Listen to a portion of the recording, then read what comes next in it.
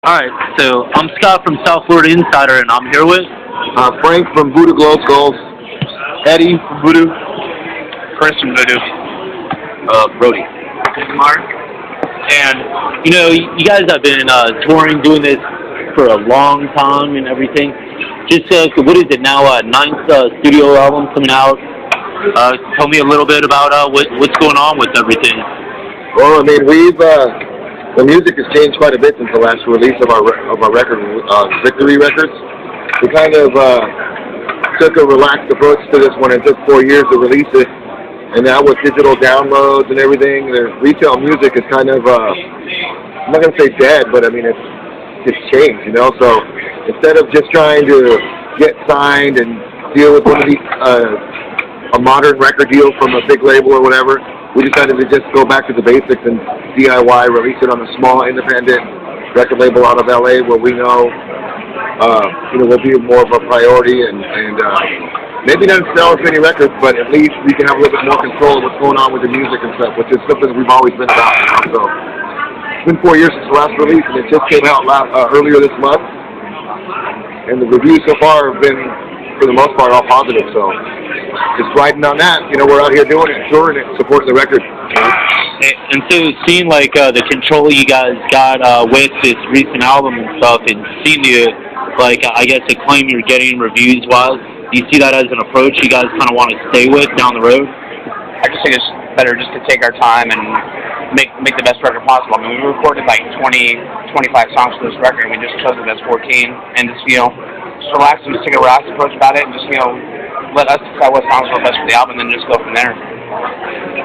How hard is it kind of figuring out like what to play for the fans when, I mean, going back that many years, like really trying to justify? I mean, you're getting your new sound out with the small independent labels, but you still got all this collection of music and probably a bunch of songs that never even made it to record that you guys want to get out there. Well, yeah, I mean, this is our 9th record, so I mean, it's hard to make a set list nowadays. You know, it seems like you have to play like the classic songs, like the ones that there's always like the 8 to 9 like core favorites, 8 to 10 whatever core songs that we always kind of have to play, and then we just kind of switch it up and we'll pull out like a wild card weird song off a record that we didn't play as much before. And then right now we're doing 4 or 5 like brand new songs, and they all seem to be going well live. I mean, they're strong songs. So yeah, we're doing about 15 like the classic songs and about 4 or 5 new songs up. Yeah, we also use Facebook, because we will post, what songs you want to hear.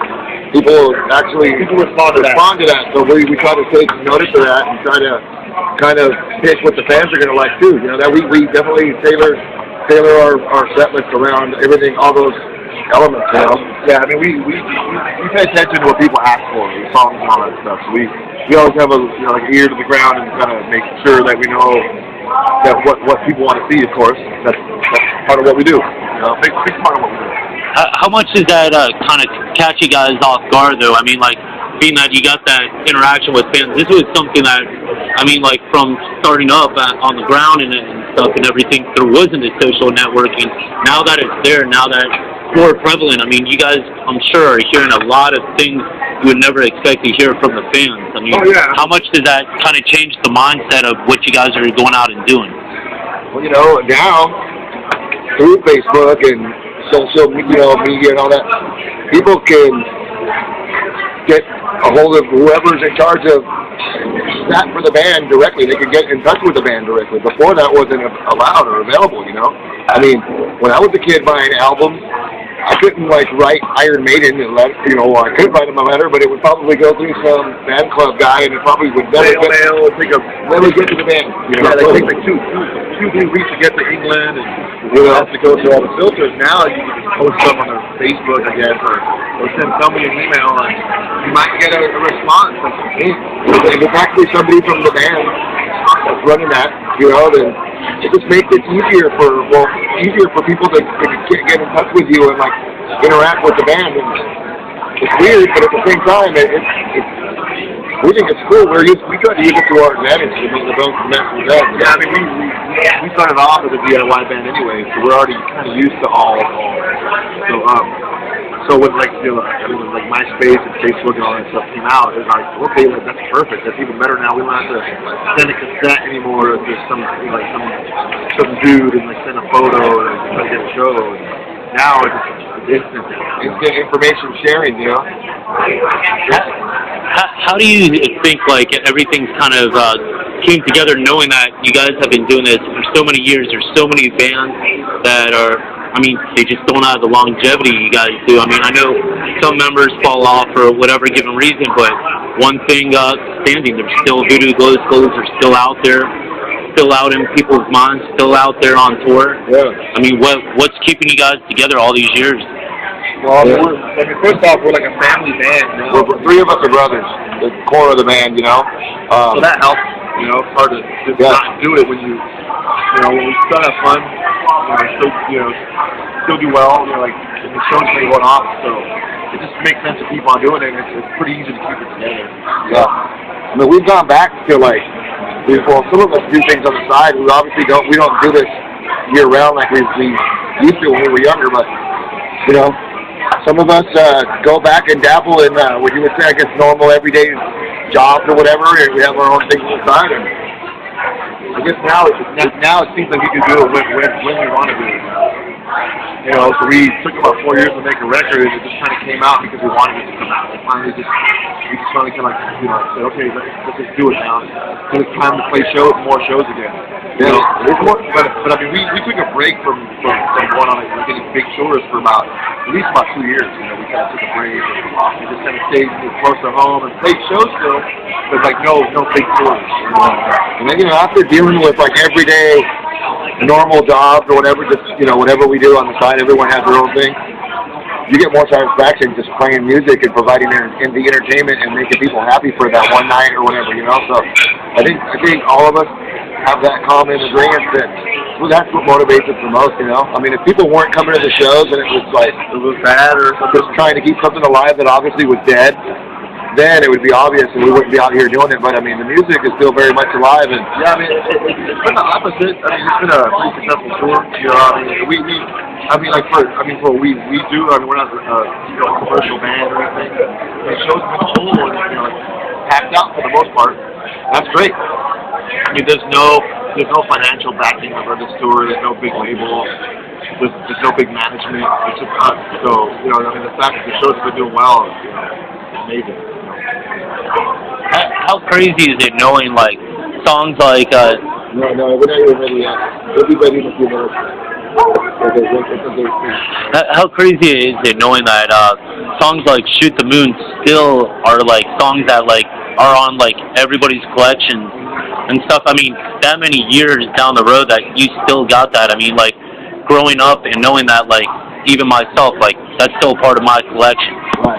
Well, man, yeah, I think I guess we came out with that album and those particular songs during like the right time, you know. I mean, I think a lot of people grew up. We have a lot of people, especially on this tour, guys that are like, old enough to like not really be listening to this type of music and are bringing like their kids and stuff to the shows now, and they're like, man, you guys were a big part of like me turning my life around. When I was just some kid riding a skateboard, I used to skateboard to this song all the time. It would make me happy and stuff. I mean, we hear that every night pretty much. Somebody's come up and say that. So I mean, I think that has a lot to do with it. We happen to be doing this type of music at the right time, right when it was something new, and it was right before it became the whole third wave of ska or whatever, you know. So yeah, I mean, we're fortunate that we hit when we did, But now it'd be harder, I think. Yeah, it's weird because it's always kind of been the same for us. We never really, we were, I guess, kind of like got lumped in with some trends and stuff like that because the horn bands got popular in the 90s, but we were kind of doing it the whole time. So for us, it was just kind of, I hate to say it and make it sound so weird, but it was just as usual for us. We were already on the road with a little horn section, playing fast punk rock and ska, so whatnot. So for us, it was just kind of, we were still doing it, and it got kind of big.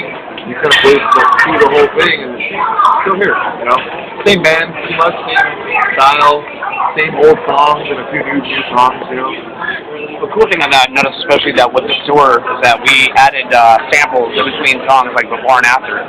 Like, and when you see a sample of like a song, you know you're going to hear that crowd, and you see that energy in the crowd, like, okay, this song's going to go off right now. Especially with Shoot the Moon, we have like a thing that starts that off, and you just like see everybody just chanting along to that, you know, pass the word along, tell them that time to Shoot the Moon, and then go nuts. Yeah, we actually like added some more elements to our show, which we've always wanted to try since the old days. So some things have changed. Actually, we actually are trying to make it better and step it up a little bit. After 27 years, we're finally trying to do like some sort of like production or something. You know, we're like, starting to add some things. Better late than never, I guess. Yeah, people like it, and it's actually people are noticing it, and it's working out. So hey, it just makes it exciting for us too. And down the road, I mean, I know you guys just released the album. You guys got any other projects in line? Maybe projects in line with the album you're doing? Well, we're getting asked to be on compilations. We're about to be on a Ransom tribute compilation, which will probably be out within like the next 6 months, I would say. Anything you could touch on, like the track that you're doing, or you can't really release that yet? The Brothel, it's like a B-side, I think. Yeah. We're thinking about doing that song, just because of kind of like a rock and roll feel to it. It's be a little bit different for us. I think we're gonna dabble. We're gonna do a couple videos for this album when we get home, and we're gonna use independent people, and just try to put together something cool, just to put it on YouTube. We're gonna have something out there, visual. We've got some guys that did our Dead Soldiers video before this album even came out. These guys from Portuguese that are these like stop animation guys that do these like weird animated videos, and they've done 2 videos for us already out of like just a freak, just like out of they're like green videos, like they make them using like trash and stuff that they find on the street, and they use that to make all the characters and the sets and everything. So I don't think a lot of people know that. We don't really go out there and tell people we got green videos or anything like that, but I think it's kind of cool, that we got hooked up with these guys, and they're helping us out. It's kind of part of being independent, It's like people kind of take notice of that, and these guys were like, "Hey, we're independent filmmakers. You guys are an independent band. Let's work together and make some videos," And they've done 2, and they've been well received, and I guess it's some festival of animation, clips and stuff like that. So I mean, that's cool. But, we were able to help someone else out, and they were helping us out at the same time. So awesome. Well, hey, I appreciate your time. Look forward to the show.